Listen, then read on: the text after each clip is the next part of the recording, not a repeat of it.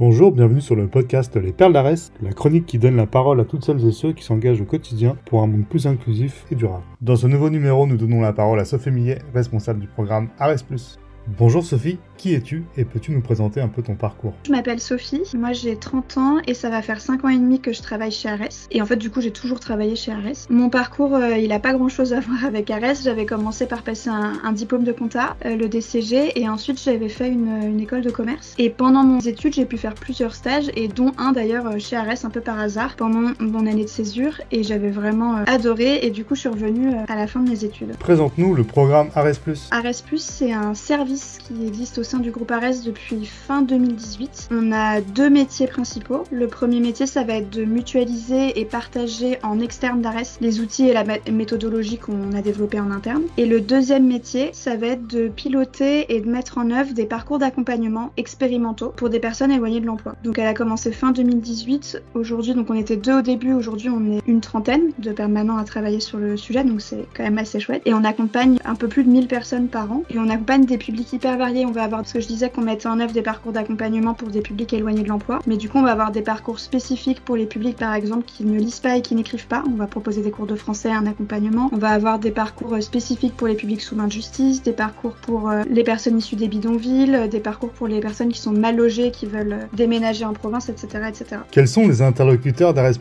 On va avoir des interlocuteurs vraiment très variés. D'ailleurs c'est ça qui est assez sympa. Ça va aller de nos bénéficiaires directement en fait qui sont en parcours d'accompagnement, qui eux déjà ont des parcours et des profils très variés, donc c'est déjà super riche. Et en plus de ça, on va travailler du coup avec nos partenaires opérationnels. Ça va aller de centres de formation, entreprises, différents acteurs de l'ESS, des associations, les prescripteurs qui nous orientent les publics, le service public de l'emploi comme Pôle emploi, nos financeurs, nos partenaires institutionnels, les collectivités, et on travaille aussi beaucoup avec d'autres structures d'insertion par l'activité économique pour partager nos outils. Et à quoi ressemble une journée chez Arès+? Alors les personnes qui sont directement sur le terrain face au public, leur quotidien ça va être beaucoup de rendez-vous individuels avec les bénéficiaires, beaucoup d'animations d'ateliers collectifs. On anime pas mal de choses autour de comment bien gérer son budget, comprendre sa fiche de paye, préparer son entretien d'embauche, etc.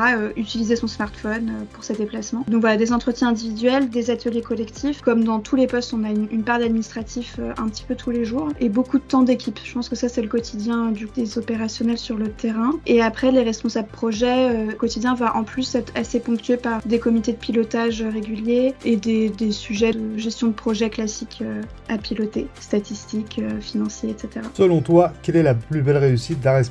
Alors déjà, les plus belles réussites au quotidien, parce que c'est quand même ça le plus important, c'est tous les parcours qui ont abouti sur une confiance retrouvée et une meilleure situation de vie. On accompagne beaucoup de gens, donc on a vraiment beaucoup d'exemples de parcours magnifiques qui sont des preuves, de super belles preuves de volonté et de courage de la part des personnes qu'on accompagne. Donc ça, c'est vraiment les plus belles réussites au quotidien. Et après, si je devais donner une réussite en dehors de ça, c'est aussi le développement de l'équipe qu'on a pu avoir, parce qu'on a démarré, on était tout bébé fin 2018, et aujourd'hui, alors on a encore des enjeux, on a encore besoin de se stabiliser, mais je suis super fière de ce qu'on a réussi tous ensemble à créer, puisqu'on est plus solide et sur plein de sujets très variés, et je trouve ça vraiment génial. Quels sont les challenges d'Arès+ pour les prochaines années? On a énormément grossi depuis 2018, donc là on a quand même un enjeu de stabilisation avant de penser développement. Sinon, notre enjeu principal, une fois qu'on sera bien stabilisé, c'est de continuer, comme on le fait déjà aujourd'hui, mais à réinventer des solutions pour des personnes qui n'en ont pas. Et donc notamment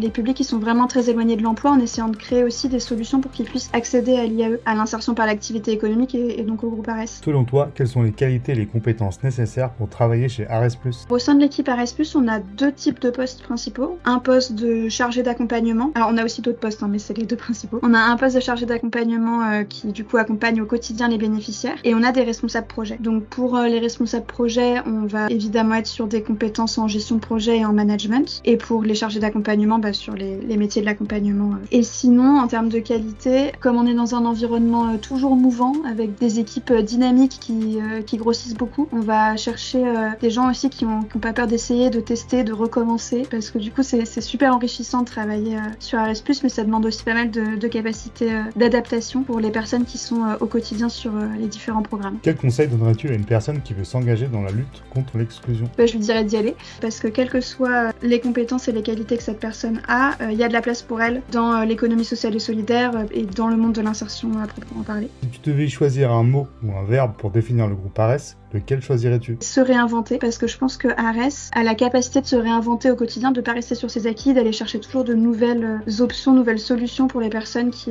n'ont pas de solution d'accompagnement. Merci beaucoup Sophie pour ces réponses très claires et pour ton engagement dans la lutte contre l'exclusion. Si cette interview vous a plu et que vous voulez rejoindre le groupe Ares, rendez-vous dès maintenant sur gotaf.fr, la première plateforme audio de recherche d'emploi. Cliquez, écoutez, postulez. Qui veut du taf? Va sur Gotaf. GOTAF.fr.